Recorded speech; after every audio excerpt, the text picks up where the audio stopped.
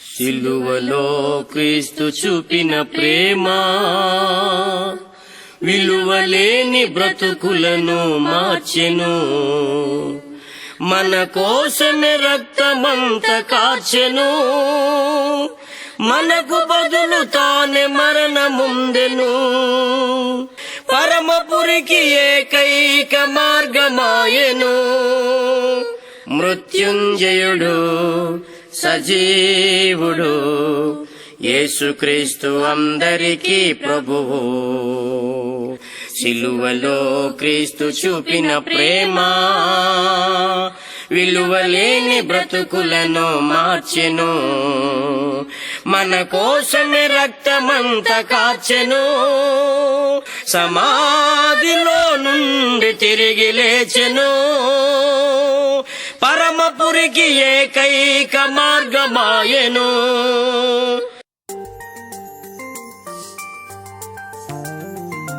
మీ అందరికీ నా హృదయపూర్వకమైన వందనాలండి.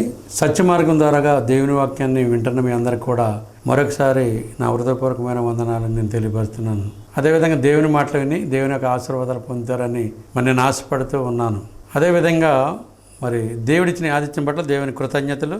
అదేవిధంగా మరొకసారి మీతో దేవుని మాటలు పంచుకోవడానికి నేను దేవుని యొక్క ఆత్మీయ మాటల్లో విని గ్రహించడానికి మరి దేవుడిచ్చిన ఆదిత్యం పట్ల దేవుని కృతజ్ఞతలు తెలియపరుస్తున్నాను.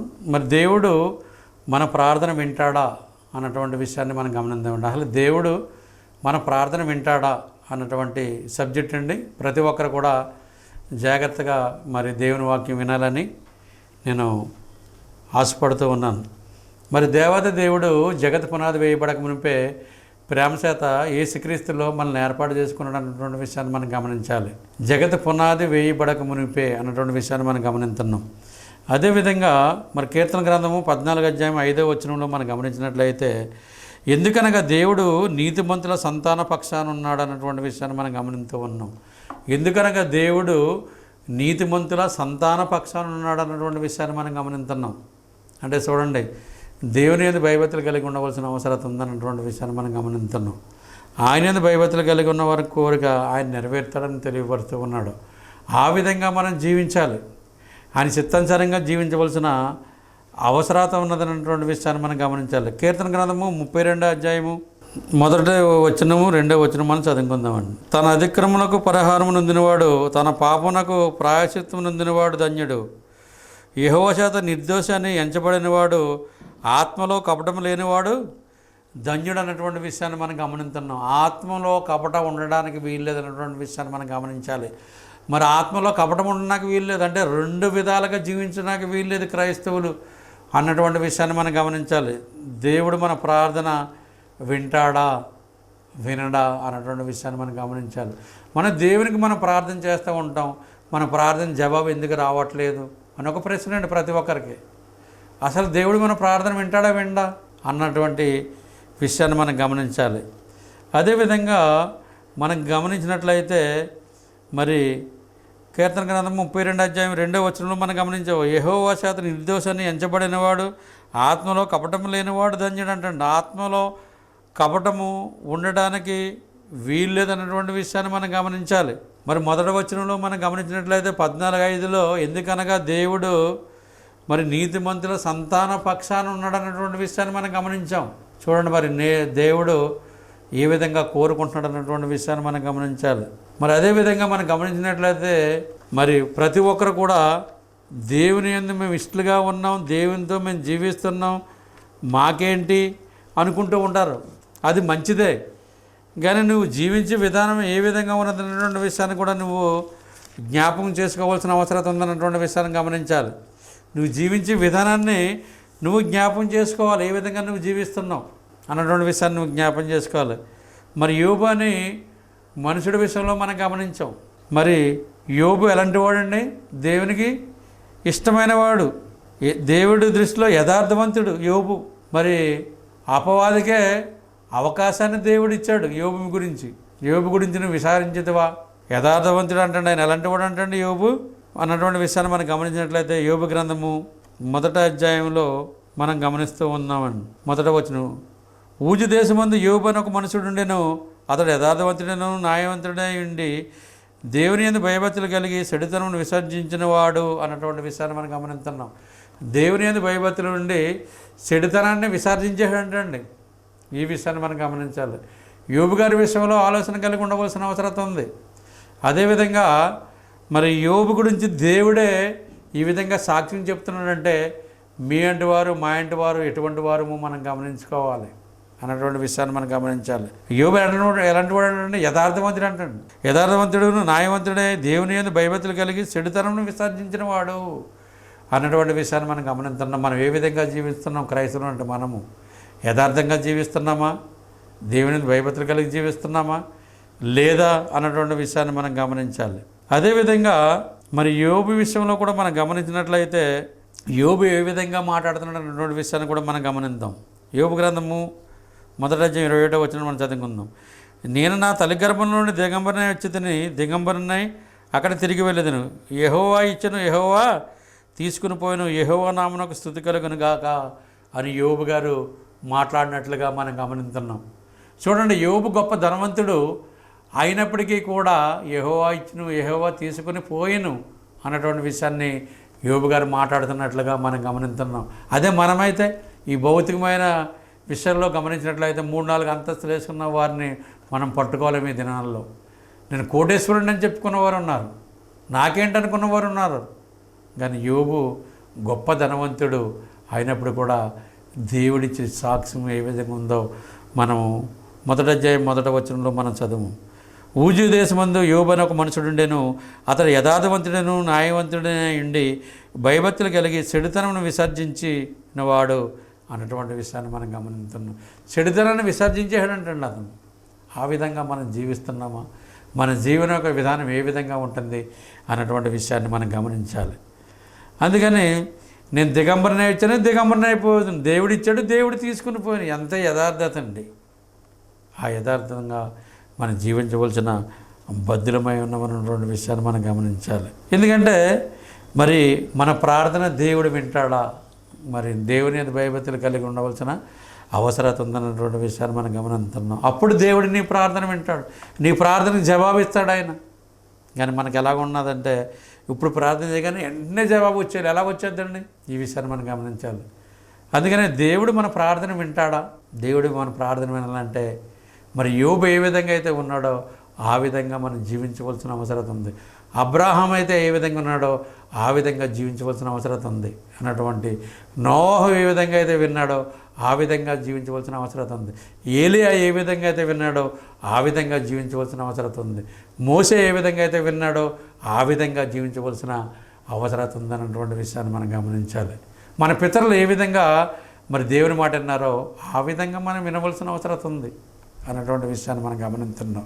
ఆ విధంగా జీవిస్తున్నామా మనం అన్నటువంటి విషయాన్ని మనం గమనించాలి. మన ప్రార్థన ఎలా ఉండాలంటే యోగ్యమైన ప్రార్థన, ఆయనకి ప్రీతికరం అన్నటువంటి విషయాన్ని మనం గమనిస్తున్నాం. యోగ్యమైన ప్రార్థన ఆయనకి ప్రీతికరము అన్నటువంటి విషయాన్ని మనం గమనిస్తున్నాం. యోగ్యమైన మాటలో సంభాషణ ఉండవలసిన అవసరం ఉందన్నటువంటి విషయాన్ని మనం గమనించాలి. మనం మాట్లాడే మాటలు యోగ్యమైనవి ఉండాలంటండి, విలువగల మాటలు ఉండాలన్నటువంటి విషయాన్ని మనం గమనిస్తూ ఉన్నాం. మన మాటలో సువాసన కలిగి ఉండవాలంటండి ఆయనకి. అందుకనే దేవాది దేవుడు జగత్ పునాది వేయబడక మునిపే ప్రేమ చేత యేసుక్రీస్తులో మనల్ని ఏర్పాటు చేసుకున్నాడంటే మామూలు విషయం కాదన్నటువంటి విషయాన్ని మనం గమనించాలి. అందుకని దేవుడు మన ప్రార్థన వింటున్నాడా? నేను ఎన్నో ప్రార్థన చేస్తున్నాను, నా ప్రార్థన ఎట్లేదండి దేవుడు. నేను బాప్తిసం పొంది 20 సంవత్సరాలు అయిందండి, నా ప్రార్థన దేవుడు ఆలకించట్లేదు. నువ్వు జీవించే విధానం ఏ విధంగా ఉన్నదో నువ్వు అప్లా చేసుకోవాల్సిన అవసరం ఉందన్నటువంటి విషయాన్ని మనం గమనించాలి. దేవుడిని మాట వింటలేదంటే నీలో లోపం అన్నటువంటి విషయాన్ని నువ్వు గమనించాలి. దేవుని మీద నెపము వేయడానికి వీల్లేదన్నటువంటి విషయాన్ని మనం గమనించాలి.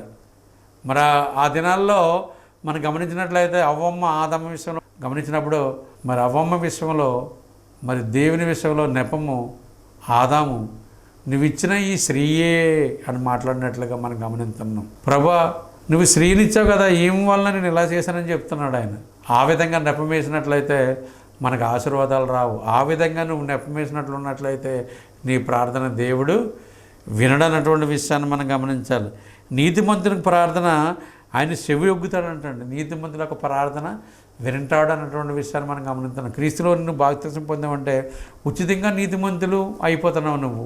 అయినప్పుడు ఆ నీతిమంతుల ఒక ప్రార్థనే వింటాడంటండి ఆయన. మరి నీతిమంతుడు అయిపోతున్నావు అంటే సరిపోలేదండి, నీతి కలిగి జీవించవలసిన అవసరత ఉన్నదన్నటువంటి విషయాన్ని మనం గమనించాలి. నీతి కలిగి మనం జీవించాలి, అప్పుడు మన ప్రార్థన ఆయన వింటాడు అన్నటువంటి విషయాన్ని మనం గమనించాలి. ఒట్టొట్టుగా ఏయో మాటలు మాట్లాడితే వినండి ఆయన. నీ మాట యోగ్యం కలిగి ఉండవలసిన అవసరం ఉంది, నువ్వు అర్హత కలిగి మాట్లాడవలసిన అవసరం ఉంది. ఆయన దేవుడు అన్నటువంటి విషయాన్ని నువ్వు గమనించాలి. నువ్వు మనుషులతో మాట్లాడట్లేదు, నువ్వు దేవునితో మాట్లాడుతున్నావు. నీ మాట అవునంటే అవును, కాదంటే కాదన్నట్టుగా ఉండవలసిన అవసరం ఉందన్నటువంటి విషయాన్ని గమనించాలి. ఆ విధంగా నువ్వు ఆయనకు ప్రార్థన చేయవలసిన బద్దులమై ఉన్నావు అన్నటువంటి విషయాన్ని నువ్వు గమనించాలి. ఆ విధంగా ప్రార్థన చేయాలి.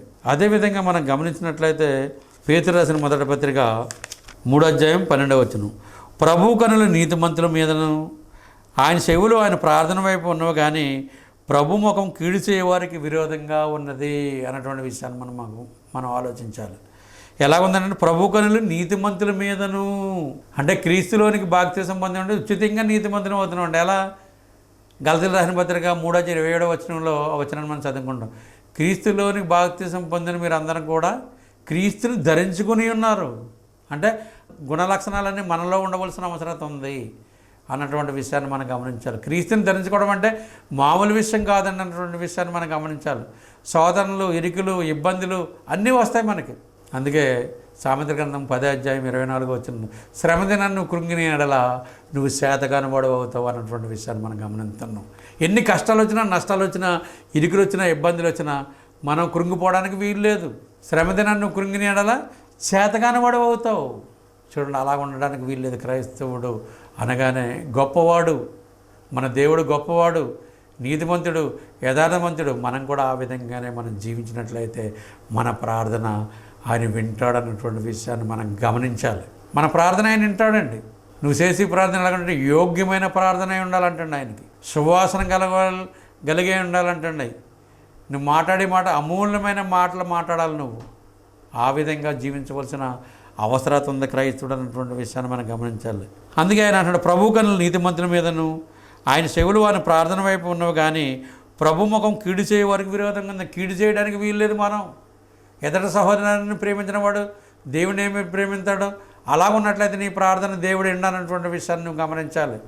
నువ్వెంత పెద్ద బోధకుడు అవ్వచ్చు, ఎంత పెద్ద సంఘ సభ్యుడు అవ్వచ్చు నువ్వు, అయినప్పుడు కూడా ఆయన నీ ప్రార్థన వినాలంటే నువ్వే విధంగా ఉండాలి? నీతిమంతుడిపై ఉండాలి. నువ్వు నీతిమంతుడు అనగానే ఈ మలినాలు ఉండడానికి వీల్లేదు నీలో. ఎందుకంటే క్రీస్తులోనికి బాప్తిసం పొందిన తర్వాత పాపాలన్నీ కడిగేసుకుంటున్నావు, ఉచితంగా నీతిమంతుడు అవుతున్నావు. ఆ నీతిని నువ్వు కాపాడుకోవాల్సిన అవసరత ఉందన్నటువంటి విషయాన్ని నువ్వు గమనించాలి. ఆ విధంగా నువ్వు జీవించాలి. ఆ విధంగా జీవించినట్లయితే మరి ప్రభు కనులు నీతిమంతుల మీదను ఆయన చెవులు ఆయన ప్రార్థన వైపు ఉన్నవి, కానీ ప్రభు ముఖము కిడి చేయవారికి విరోధంగా ఉన్నదన్నటువంటి విషయాన్ని మనం గమనిస్తున్నాం. ఆ విధంగా ఉండడానికి వీలు లేదన్నటువంటి విషయాన్ని మనం గమనించాలి. యోబు గ్రంథము 8:5-8 మనం చదువుకుందాం. నువ్వు జాగ్రత్తగా దేవుని వెతికిన ఎడల, సౌరసత్తుడకు దేవుని బతిమాలను ఎడల, నువ్వు పవిత్రుడివై యథార్థవంతుడైన ఎడల నిశ్చయముగా ఆయన నీ యందు శ్రద్ధ నిలిపి, నిశ్చయముగా ఖచ్చితంగా నీ యందు శ్రద్ధ నిలిపి నీ నీతికి తగినట్లుగా నీ నివాసస్థలమును వర్ధిల్లో చేయును అన్నటువంటి విషయాన్ని మనం గమనిస్తూ ఉన్నాం. మన నీతికి తగినట్లుగా మన నివాసస్థలాన్ని వర్ధిల్లో చేస్తాడన్నటువంటి విషయాన్ని మనం గమనిస్తున్నాం. అప్పుడు నీ స్థితి మొదట కొద్దిగా నుండి నేను తుదకు నువ్వు మహా అభివృద్ధి పొందేదవు అన్నటువంటి విషయాన్ని మనం గమనిస్తున్నాం. అప్పుడు నీ స్థితి తుదకు కొద్దిగా ఉన్నను నువ్వు మహా అభివృద్ధి చెందేదవు అన్నటువంటి విషయాన్ని మనం గమనిస్తున్నాం. 8వ వచనం, మనం నిన్నటి వారమే, మనకు ఏమీ తెలియదు, భూమి మీద మన దినములు నీడవలే ఉన్నవి అన్నటువంటి విషయాన్ని మనం గమనిస్తున్నాం. భూమి మీద మన దినాలు ఎలా ఉన్నాయంటే నీడవలే ఉన్నవి. అంటే మనం ఎలాగా గమనించాలి? ఓహో, నీడవలే ఉన్నవా, నీడ అనుకుంటున్నాం. అంటే ఏంటంటే భూమి మీద మన దినాలు నీడవలే ఉన్నవంటే నీడ కొద్దిసేపు ఉండి వెళ్ళిపోతుంది. మన జీవితం కూడా అంతే. అందుకే యాకోబు భక్తుడు అంటున్నాడు 4:14, రేపు ఏమి సంభవించినో మీకు తెలియదు, మీ జీవము ఏపాటిది, కొంతే, చిన్న జీవితం అని తెలియపరుస్తున్నట్లుగా మనం గమనిస్తున్నాం. మీ జీవం ఏపాటిది, కొంతసేపు కనపడి అంతలోనే ఆవిరైపోయి ఉంటే ఆవిరి వంటి వారు. అని తెలియపరిచినట్లుగా మనం గమనిస్తూ ఉన్నాం. ఆ విధంగా ఉండడానికి వీల్లేదనేటువంటి విషయాన్ని మనం గమనించాలి. మనం నిన్నటి వారమే, మనకి ఏమీ తెలియదు. భూమి మీద మన దినములు నీడవలే ఉన్నవి. ఎలా ఉన్నాయంటే మన దినాలు నీడవలే ఉన్నాయి. నీడ ఎలాగొచ్చి అలాగ వెళ్ళిపోతుంది. నీడే కాదా అనుకోనకు వీలు లేదు. అంటే కొద్ది దినాలు అంటండి. అధిక బలం ఉంటే 70 80 సంవత్సరాలు జీవిస్తాం మేము ఈ భూమి మీద. కానీ ఆయాసము దుఃఖం అంటండి. ఈ విషయాన్ని మనం గమనించాలి. మన బ్రతికి ఎలా ఉంటుందంటే ఆయాసము దుఃఖము. దేవుని హత్తుకుని జీవించవలసిన అవసరత ఉందన్నటువంటి విషయాన్ని మనం గమనించాలి. అందుకే దేవుడు మన ప్రార్థన వింటాడా? ఎలా వింటాడండి ఆయన? నువ్వు నీతిమంతుడివై ఉండాలి, యథార్థవంతుడివై ఉండాలి, మనసులో ఏ కపటము ఉండడానికి వీల్లేదంటండి. కపటము ఉండడానికి వీల్లేదన్నటువంటి విషయాన్ని మనం గమనించాలి. అదేవిధంగా మనం గమనించినట్లయితే మరి దేవుని యొక్క ఆలోచన విధానం ఏ విధంగా ఉన్నదన్నటువంటి విషయాన్ని మనం గమనించాం ఇంతవరకు. అంటే మన ప్రార్థన ఆయన ఎందుకు వింటలేదు అన్నటువంటి విషయాన్ని మనం గమనిస్తున్నాం. ఇదొక క్వశ్చన్ మార్క్ అండి ప్రతి ఒక్కరికి. మనం గమనించినట్లయితే విలాపవాక్యాలు 3వ అధ్యాయము 33వ వచనాన్ని మనం గమనిద్దామండి. హృదయపూర్వకంగా ఆయన నరులను విచారమునైనను బాధనైనను కలగజేయడు అన్నటువంటి విషయాన్ని మనం గమనిస్తున్నాం. ఆయన ఏంటంటే హృదయపూర్వకంగా చెప్తున్నాడు. బాధనైనను విచారమునైనను కలగజేయడు అంటండి ఆయన. మరి క్రైస్తవులకు వచ్చే కష్టాలేంటి అంటే ఆయన హృదయపూర్వకంగా చెప్తున్నాడు. మనమేమనుకుంటా అయిపోతే దేవుడు ఎన్ని కష్టాలు పెట్టాడండి, నాకు వచ్చిన కష్టాలు ఎవరికి రావట్లేదండి, నీకే వస్తున్నాయి కష్టాలు. ప్రభువారు ఆయన జీవించిన విధానం చూసినప్పుడు మనకెంత మాదిరి ఉంచిపోయాడు అన్నటువంటి విషయాన్ని మనం గమనించాలి. ఆయన జీవించిన విధానాన్ని మనం అప్లై చేసుకోవాల్సిన అవసరం ఉంది. ఎంత మాదిరి ఉంచిపోయాడండి ప్రభువారు. ఆయన ఏ పాపము చేయలేదు. ఆయన నోట ఏ పాపం మాటలు కూడా మాట్లాడలేదు ఆయన. కానీ ఎటువంటి మాదిరి ఉంచిపోయాడు అన్నటువంటి విషయాన్ని మనం గమనిస్తూ ఉన్నాం. ఎలాంటి మాదిరి ఉంచిపోయాడో ఒకసారి మనం గమనిద్దాం. పేతురు రాసిన మొదటి పత్రికలోకి మనం వెళ్దామండి. అలాంటి మాదిరి ఉంచిపోయినట్లుగా మనం గమనిస్తూ ఉన్నాం. ఎందుకంటే పేతురు రాసిన మొదటి పత్రిక 2వ అధ్యాయం 27వ వచనం, క్రీస్తు మీ కొరకు బాధపడి మీరు తన అడుగుజాడలని నడుచుకున్నట్లు మీకు మాదిరి ఉంచిపోయాను. 22, ఆయన పాపం చేయలేదు, ఆయన నోట ఏ కపటం కనపడలేదు. 23, ఆయన దూషింపబడి బదులు దూషింపబడలేదు, ఆయన శ్రమ పెట్టబడి బెదిరింపక న్యాయంగా తీర్పు తీర్చి దేవునికి తాను అప్పగించుకొనును అన్నటువంటి విషయాన్ని మనం గమనిస్తున్నాం. మరి క్రీస్తు ఎలాగైతే లోబడ్డాడో మనం కూడా అలాగ లోబడినట్లయితే మన ప్రార్థన ఆయన వింటాడన్నటువంటి విషయాన్ని మనం గమనిస్తూ ఉన్నాం. ఆ విధంగా మనం ఆయన్ని అడగవలసిన బద్దులమై ఉన్నామన్నటువంటి విషయాన్ని మనం గమనించాలి.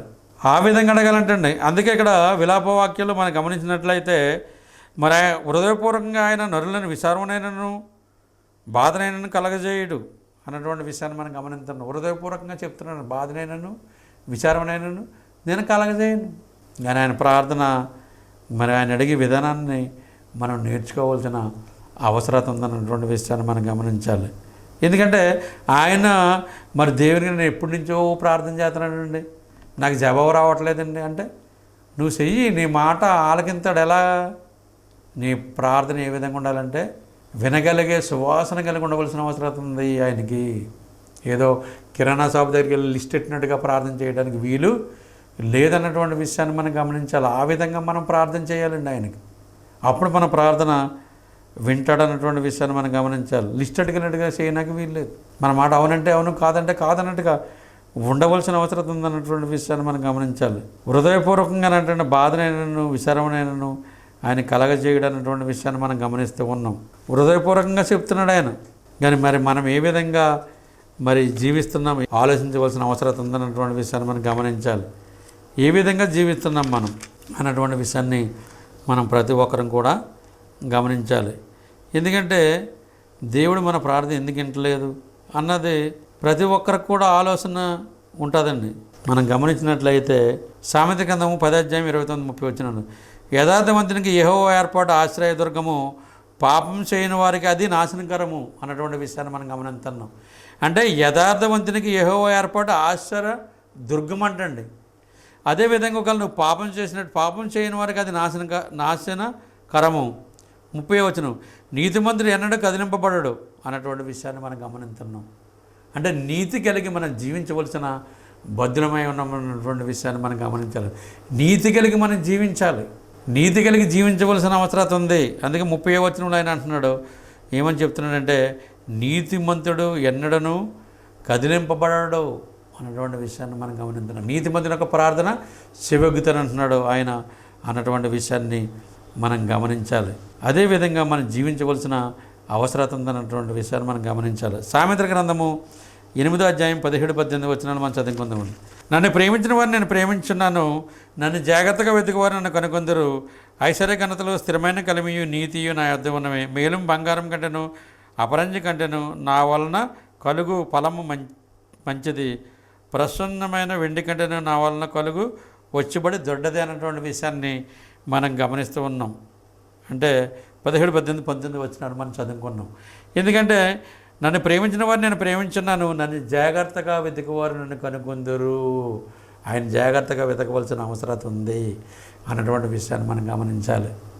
జాగ్రత్తగా వెతకాలంటండి, అప్పుడు ఆయన కనుక్కుంటామంట అన్నటువంటి విషయాన్ని మనం గమనించాలి. వెతకడం వేరు, జాగ్రత్తగా వెతకడం వేరు అన్నటువంటి విషయాన్ని మనం గమనించాలి. ఆ విధంగా మరి దేవుని వెతకవలసిన అవసరం ఉందన్నటువంటి విషయాన్ని మనం గమనిస్తూ ఉన్నాం. ఎందుకంటే దేవుడు మన ప్రార్థన ఎందుకు వింటలేదు అన్నటువంటి విషయాన్ని మనం గమనించినట్లయితే ప్రతి ఒక్కరికి కూడా ఇదొక క్వశ్చన్ మార్క్ కింద మిగిలిపోయిందండి. దేవుడు ఎందుకు నా ప్రార్థన వింటలేదు?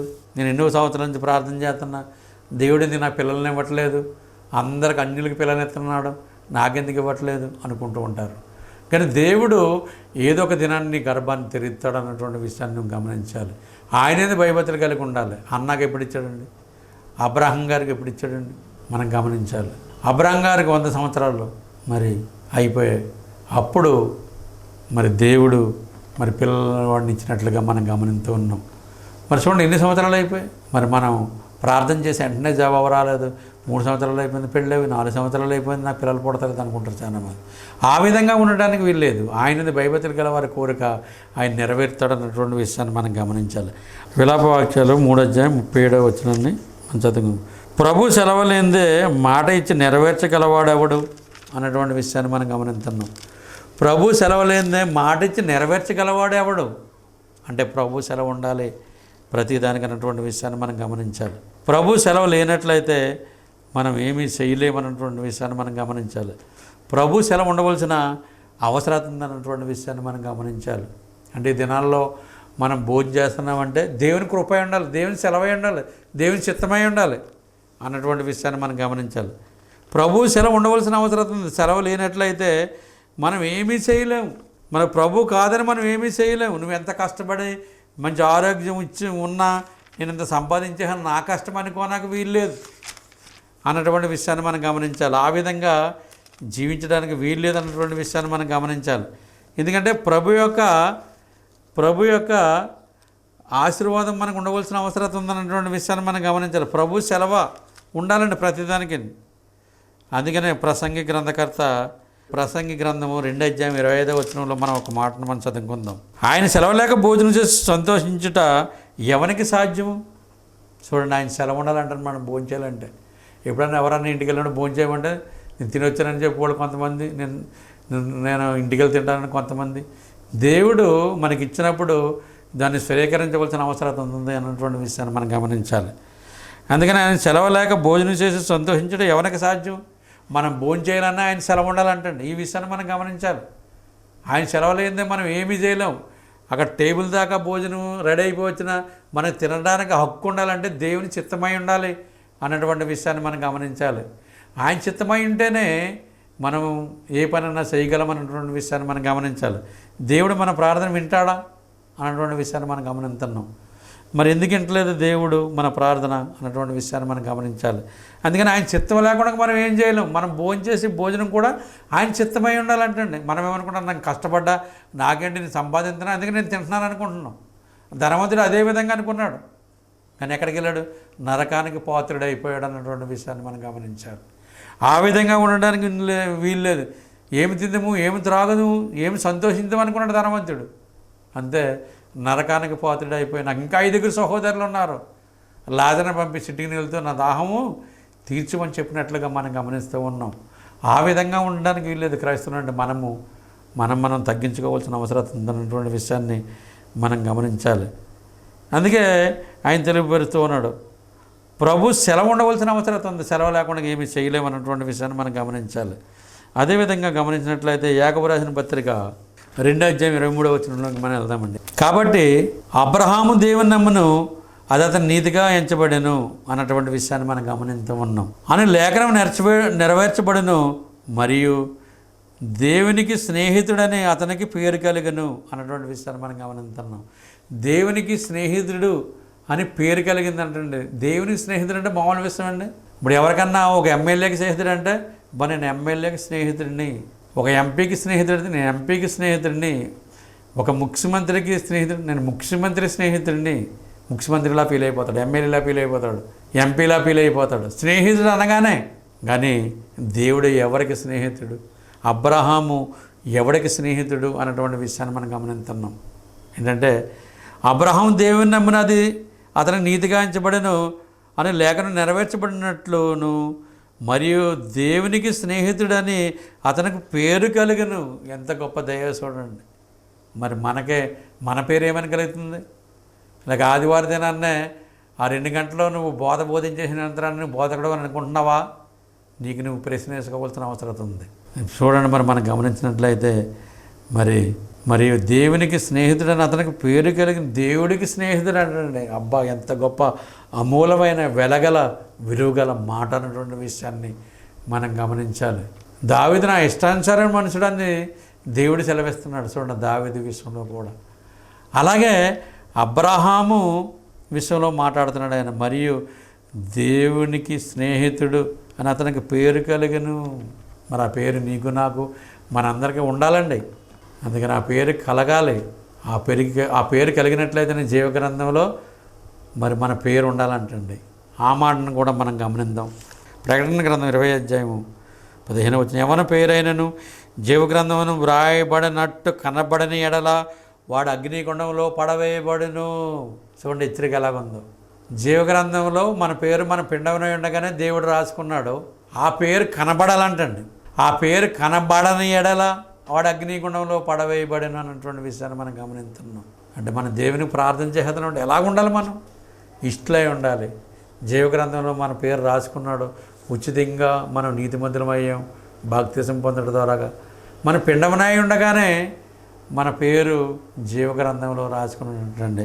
139 కీర్తనలోకి వెళ్దామండి. మనం కీర్తన గ్రంథము 139 అధ్యాయము 15-16 వచనాలు మనం చదువుకుందాం. నేను రహస్యమంది పుట్టిననాడు భూమి యొక్క అగాధ స్థలం విచిత్రంగా నిర్మింపబడినాడు. నాకు కలిగిన ఎముకలు నీకు మరుగై ఉండలేదు. నేను పిండమనై ఉండగానే నీ కొనలన్నీ చూచెను. నియమింపబడిన దినములు ఒక్కటైన కాకమునిపే నా దినాలన్నీ నీ గ్రంథములో లిఖితములాయను. నియమింపబడిన దినములు ఒక్కటైన కాకమునిపే నీ అవయవాలు ఒక్కోటి కాకమునిపే దేవుడు చేయబెట్టి ఒక్కొక్క అవయవాన్ని చేతనని అంటుండే ఆయన. ఈ విషయాన్ని మనం గమనించాలి. శూలాల గర్భమంది నిర్మించిన వాడు ఆయన. గర్భంలో అవయవాలు ఏ విధంగా రీతిగా నిర్మింపబడుతున్నాయో ఒక దినాన్ని ముక్కు చేతే ఆయన ఇష్టపడి ఇంకో దినాన్ని చెవులు చేతనాడేమండి.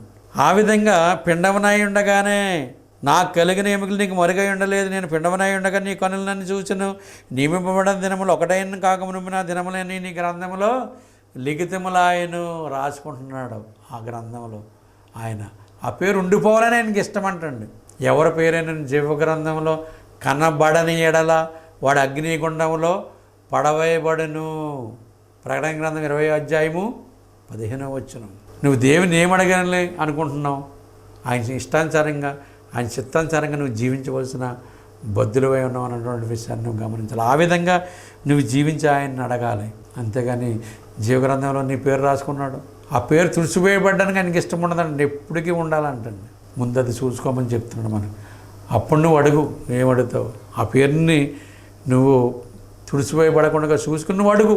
నీకేం కావాలో అది ఇస్తాడని తెలియపరుస్తున్నట్లుగా మనం గమనిస్తూ ఉన్నాం. నువ్వు అడిగినా ఎలాగ అడుగుతున్నావు? దురుద్దేశంతో అడుగుతున్నావంట. ఏ విధంగా నువ్వు అడిగినా నువ్వు నీ భోగాల నిమిత్తం దురుద్దేశంతో అడుగుతున్నావు. అందుకే నువ్వు ఏది కూడా పొందలేకపోతున్నావు అన్నటువంటి విషయాన్ని మనం గమనిస్తున్నాం. ఏ విధంగా అడుగుతున్నావు? దురుద్దేశం, మంచి ఉద్దేశం కలిగి నువ్వు అడగట్లేదు, దురుద్దేశంతో అడుగుతున్నావంట. నువ్వు అడిగినను మీ భోగాల నిమిత్తం దురుద్దేశంతో అడుగుతున్నావు. ఆ విధంగా అడగడానికి వీలు లేదన్నటువంటి విషయాన్ని మనం గమనించాలి. ఆయనకి ఎటువంటి దురుద్దేశం లేదండి. ఎందుకంటే దేవుడు గొప్పవాడు అన్నటువంటి విషయాన్ని మనం గమనిస్తున్నాం. మత్తయి సువార్త 5:45 మనం చదువుకుందాం. ఆయన చెడ్డవారి మీదను మంచివారి మీదను సూర్యుని ఉదయింపజేసి నీతిమంతుల మీదను అనీతిమంతుల మీదను వర్షం కురిపించుతున్నాడు అన్నటువంటి విషయాన్ని మనం గమనిస్తున్నాం. ఆయనకి ఎటువంటి దురుద్దేశం లేదు, కానీ నువ్వు దురుద్దేశంతో ఆయన అడుగుతున్నావు, అందుకని నువ్వేమీ పొందలేకపోతున్నావు అన్నటువంటి విషయాన్ని నువ్వు గమనించుకోవాలి. ఆయన్ని ఏ విధంగా అడగాలో అన్నటువంటి విషయాన్ని నువ్వు గమనించాలి. దురుద్దేశంతో అడగడానికి వీలు లేదన్నటువంటి విషయాన్ని నువ్వు గమనించాలి. నువ్వు ప్రార్థన చేసినప్పుడు వేషధారుల వల్ల చేయడానికి వీలు లేదన్నటువంటి విషయాన్ని మనం గమనించాలి. మత్తయి సువార్త 6:5 మరియు మీరు ప్రార్థన చేయనప్పుడు వేషధారుల వల్ల ఉండవద్దు, మనుషులకు కనబడవలని సమాజ మందిరంలోను వీధుల్లోను మూలల్లోనూ నిలిచి ప్రార్థన చేయడం వారికి ఇష్టము, వారు తమ ఫలము పొంది ఉన్నారని నిశ్చయంగా మీతో చెప్తున్నాను అన్నటువంటి విషయాన్ని మనం గమనిస్తూ ఉన్నాం. కానీ మనం ప్రార్థన చేసినప్పుడు ఎలా చేయాలంటే, మరియు మీరు ప్రార్థన చేయనప్పుడు వేషధారుల వలె ఉండవద్దు, మనుషులకు కనపడవలని సమాజ మందిరంలోని వీధుల్లోని మూలలో నిలిచి ప్రార్థన చేయట వారికి ఇష్టమంటండి. ఆ విధంగా ప్రార్థన చేయడానికి వీలు లేదన్నటువంటి విషయాన్ని దేవుడు తెలియపరుస్తున్నాడు అన్నటువంటి విషయాన్ని మనం గమనించాలి. వేషధారుల కింద ఉండడానికి వీలు లేదన్నటువంటి విషయాన్ని మనం గమనించాలి. కానీ దేవుడు మరి అబ్రహాము విషయంలో మరి ఏ విధంగా మరి మాట్లాడడం విషయాన్ని మనం గమనిస్తున్నాం. ఏంటంటే దేవునికి స్నేహితుడు అంటే అబ్రహాం, మరి మనమే ఎవరం అన్నటువంటి విషయాన్ని మనం గమనించాలి. అదేవిధంగా మనం గమనించినట్లయితే మరి ముగింపులో మనం గమనించినట్లయితే విలాపవాక్యాలు 3:8 మనం చదువుకుందాం. నేను బ్రతిమాని మొరలిడినను నా ప్రార్థన వినకుండా తన చెవి మూసుకొని ఉన్నాడు అన్నటువంటి విషయాన్ని మనం గమనిద్దాం. మనం బ్రతిమాని మొరలిడినను మన ప్రార్థన వినకుండా చెవు మూసుకుంటున్నాడు అంటాడు ఆయన. అంటే నువ్వు నీతిమంతుడి కింద లేవు, అనీతిమంతుడి కింద ఉన్నావు. నీ ప్రార్థన ఎలాగంటాడు దేవుడు? నీ ప్రార్థన జవాబు ఎలాగెత్తాడు? అందుకని అంటున్నాడు, నువ్వు బ్రతిమాని మొరలిడినను నా ప్రార్థన వినకుండా తన చెవి మూసుకొని ఉన్నాడు అన్నటువంటి విషయాన్ని మనం గమనిస్తున్నాం. బ్రతిమాలి మొరలిడినను ప్రార్థన కూడా ఏం చేయాలంటే చెవులు మూసుకున్నాడు అంటాడు ఆయన. అంటే ఉచితంగా నీతిమంతులైన మనము అదేవిధంగా మరి నీతిమంతుల ప్రార్థనకి చెవులకి తన ఆయన మరి నువ్వు బ్రతిమాలి మొరలిడినను ఆయన చెవులు మూసుకుంటున్నాడంటే నీలో లోపం ఉందన్నటువంటి విషయాన్ని నువ్వు గమనించుకోవాలి. అందుకే దేవుడు మన ప్రార్థన వినాలంటే నీతిమంతుడిపై ఉండాలి, ఆయన చిత్తానుసారంగా ఉండవలసిన అవసరం ఉంది. దేవుడు నీతిమంతుల సంతాన పక్షాన ఉన్నాడంటే మామూలు విషయం కాదండి. మన నీతిమంతులు అంటే మన సంతానం కూడా నీతి గలదే ఉండాలి అన్నటువంటి విషయాన్ని మనం గమనించాలి. మన నీతిమంతులు అవి మన పిల్లలు ఇష్టానుసారంగా ఉంటే మన దేవుడు నీతిమంతుల సంతాన పక్షాన ఉండడం అన్నటువంటి విషయాన్ని మనం గమనించాలి. ఆ విధంగా ఉండడానికి వీలు లేదన్నటువంటి విషయాన్ని మనం గమనించాలి. శ్రద్ధగా అయినందుకు మీ అందరికి కూడా హృదయపూర్వకమైన వందనాలను నేను తెలియపడుతున్నాను. మీ అందరికీ వందనాలు.